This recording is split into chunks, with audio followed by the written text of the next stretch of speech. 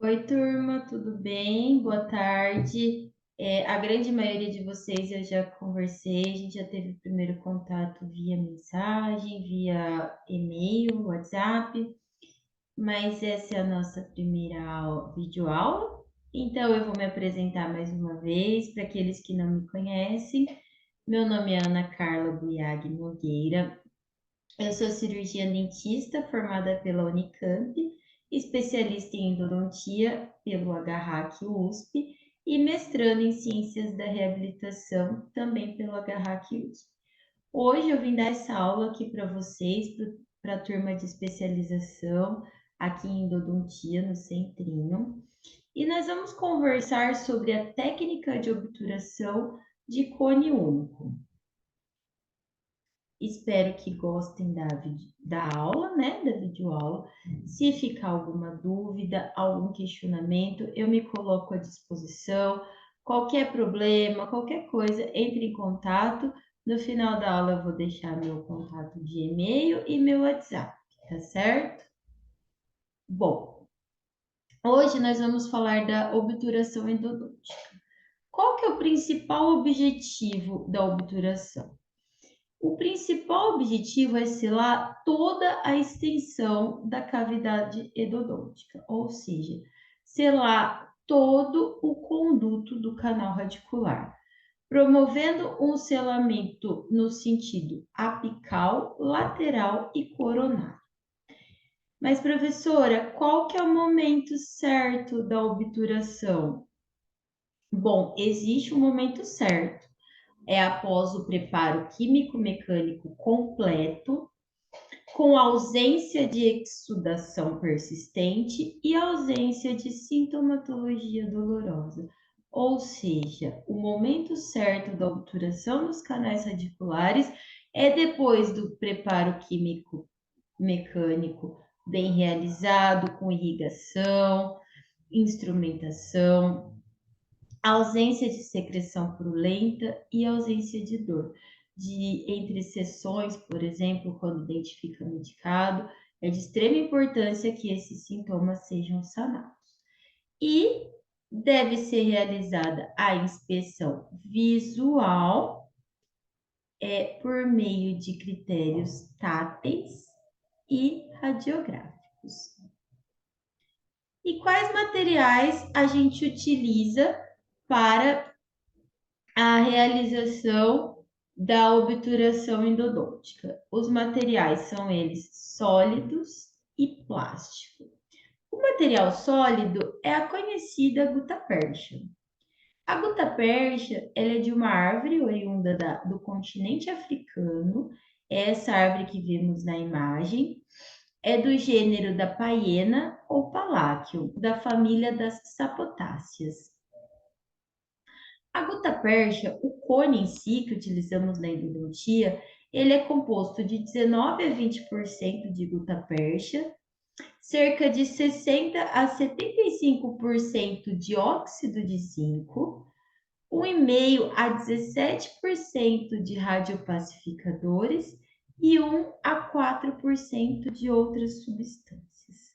Eles seguem normalmente a coloração com padrão ISO aqui em cima, mas podem sofrer algumas variações de acordo com o sistema utilizado na instrumentação, tá certo?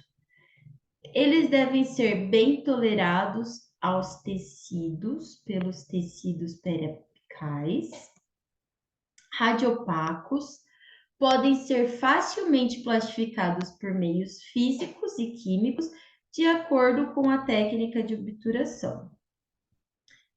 Deve ter estabilidade dimensional em suas condições de uso e podem ser facilmente removidos do canal radicular. Tem pouca adesividade e necessita do uso de cimento endodôntico para a realização da adesão do material plástico com a parede do canal radicular. Bom, o cimento é quem faz essa união do material com as paredes dos canais radiculares. Ele deve ser de fácil inserção e remoção do canal radicular. ter um bom tempo de trabalho, promover o selamento tridimensional, apresentar estabilidade dimensional, ter um bom escoamento, ser radiopaco, não manchar a estrutura dental, isso é muito importante. Também a realização da limpeza da câmara pulpar da porção coronária, para não realizar, que não ocorra o manchamento da coroa dentária após o tratamento de canal. Ele deve apresentar adesividade às paredes do canal, ser insolúvel nos fluidos dos teciduais e na saliva, ser solúvel ou reabsorvível nos tecidos perirradiculares, ser impermeável no canal, apresentar biocompatibilidade e ter atividade antimicrobiana. Bom, dentre várias técnicas de obturação endodôntica, encontramos a técnica de condensação lateral ativa, cone único, condensação vertical de Schilder, termoplastificação de Max Paden, técnica híbrida de Tiger, Microsil, Thermafil e System B. Hoje, a mais interessante para nós é a de cone único, que é a nossa técnica, tema da nossa aula. Bom, mas professora, quais são as indicações da nossa técnica?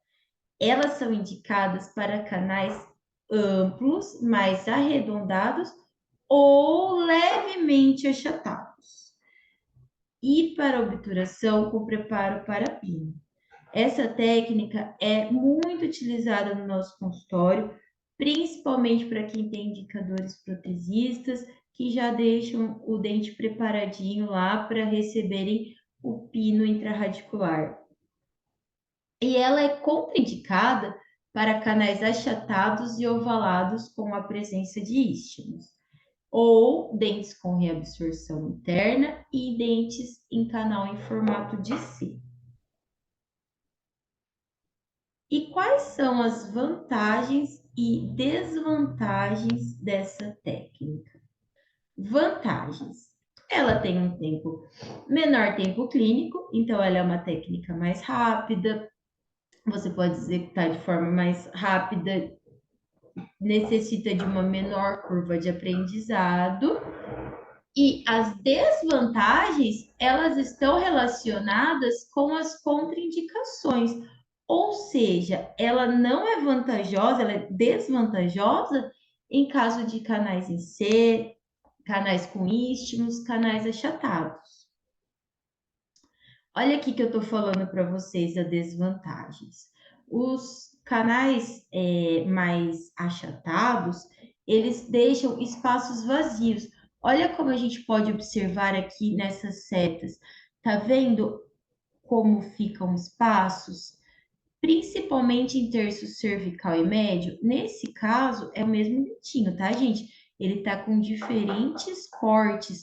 Olha como aqui o terço apical até tá bem seladinho, mas olha como ficou espaço no terço médio e no terço cervical, estão vendo? O que que acontece? Esses espaços, eles podem vir a ser recontaminados com bactérias e micro-organismos, levando ao insucesso do tratamento. Então, é importante que o canal seja bem preenchido com os materiais obturadores, certo? Quando comparado com uma técnica de termoplastificação, essas falhas podem facilitar a proliferação de micro-organismos, como eu mostrei para vocês agora há pouco nesse último slide.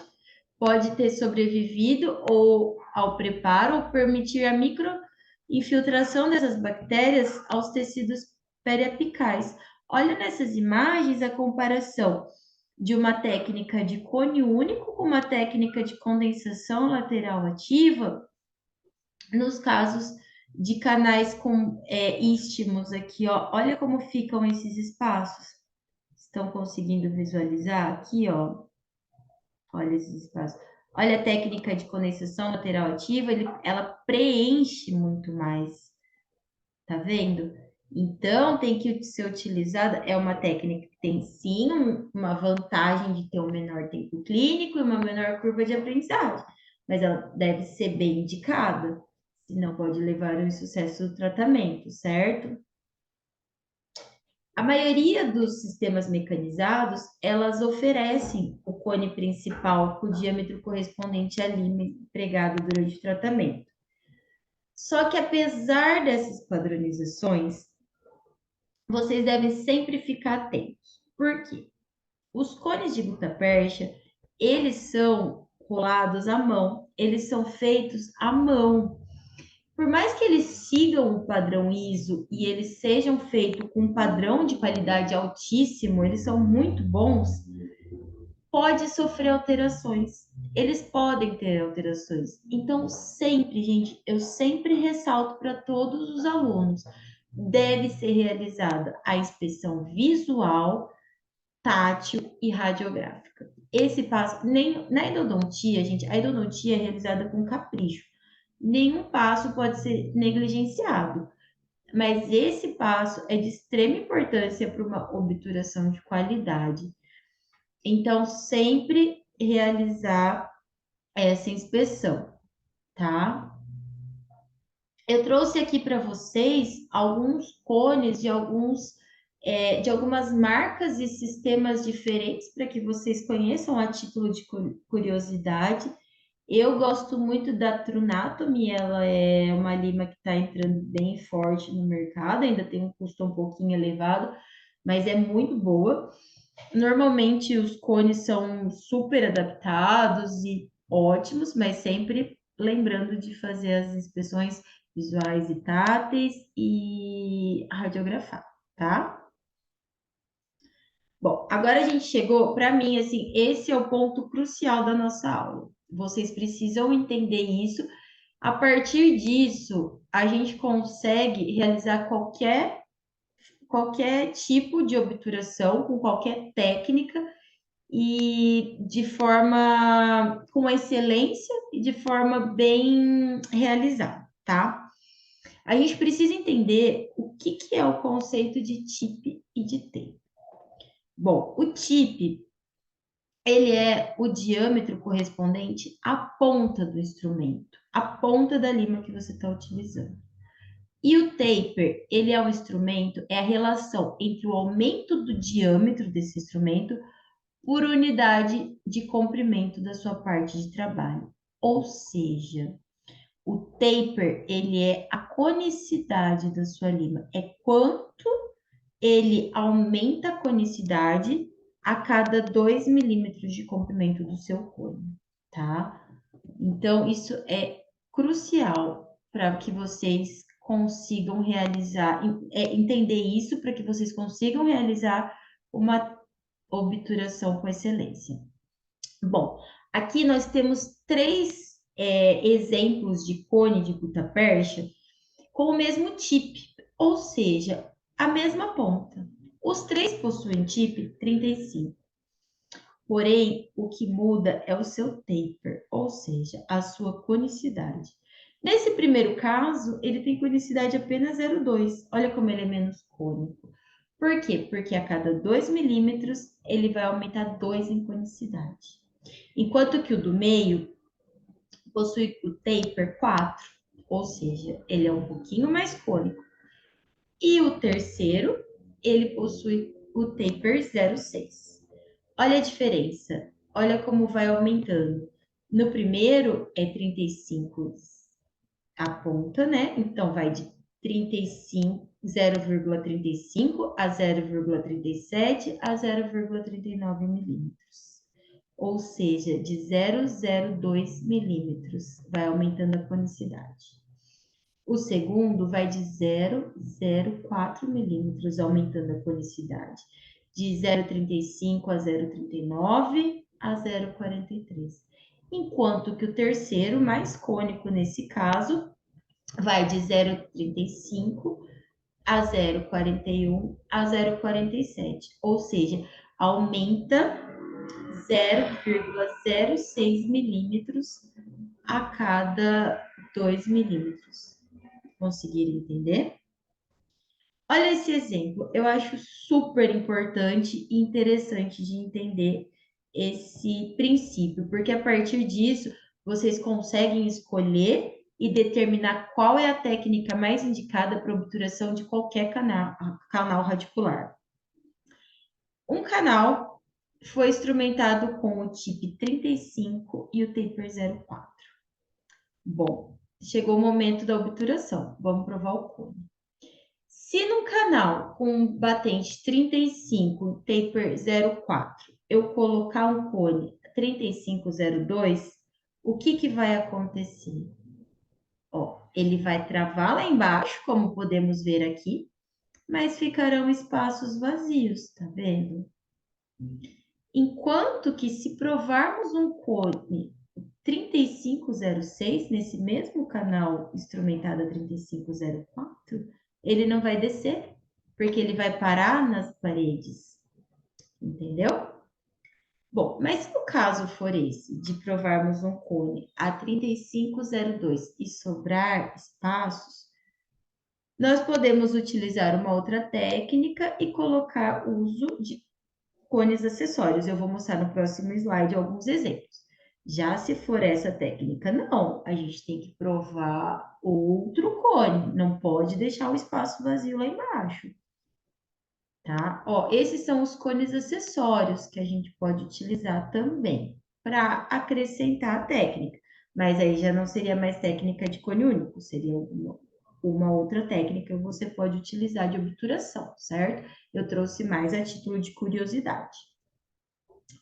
Bom, aqui eu trouxe alguns cones com o taper diferente. Esse é de 0,4, de diversas marcas, tá vendo?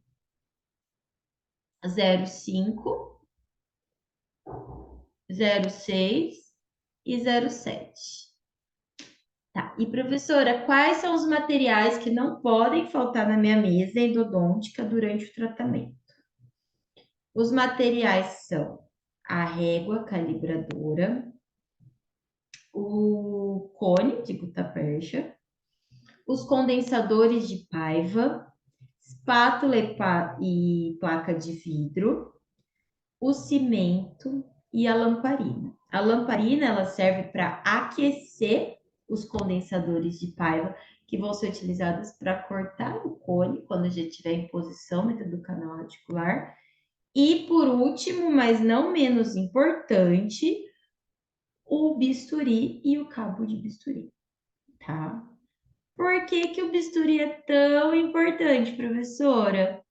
Porque com o bisturi a gente consegue fazer o corte reto da gutta-percha, para que ele se adapte e fique retinho lá no ápice do dente.